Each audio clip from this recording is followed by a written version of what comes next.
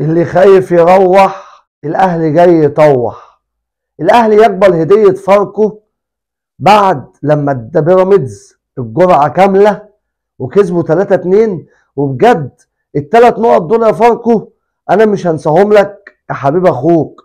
ومن النهارده انا هنزل اشتري الادويه كلها اللي في الصيدليه، مع ان هي مش حاجه حلوه، بس لازم نقف جنب اخواتنا برضك عشان هو عمل الصح معانا النهارده.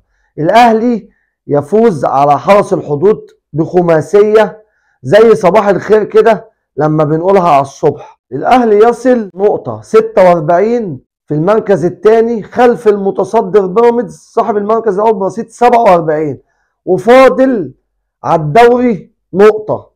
النقطه منك انت يا روتيتش، وعايزينك تتزربن وتتجنن على اللعيبه الماتش الجاي وتدينا النقطه وتوفر علينا المسافات. محتاجينك تعادل او خساره في ماتش زي النهارده وهنقول لك الف شكر. ومن لعيبه الاهلي ممنوع التهاون والاستقتال حتى اخر نقطه في الدوري، وانا بقول لك النقطه يوريتيتش هو اللي هيديها لنا لما يقلب كولر.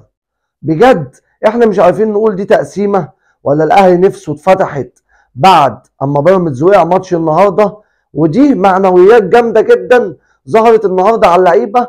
والنهارده انا بقول لك مع احترامي ليك يا كولر، انت بقالك ماتشين مش ماسك الاهلي، وانت قلت لمحمود الخطيب في اخر جلسه انت وهو جلسه الوداع اما كان بيشكرك على الفتره اللي انت قضيتها مع الاهلي الثلاث سنين ب 11 بطوله، وعملنا لك اعلانات على يفط في كل كباري مصر، وانت عارف ان انت اتنجمت والسي في بتاعك عالي وقابل على العقود اللي هتجيلك الفتره الجايه. بس انا عارف ان انت قاعد مع المدام والاولاد بتريح شويه استجمام، بس انت قلت هفضل مشجع للنادي الاهلي، واكيد انت بتتفرج على الفرقه، واكيد انت شفت ان السهل مفيش اسهل منه.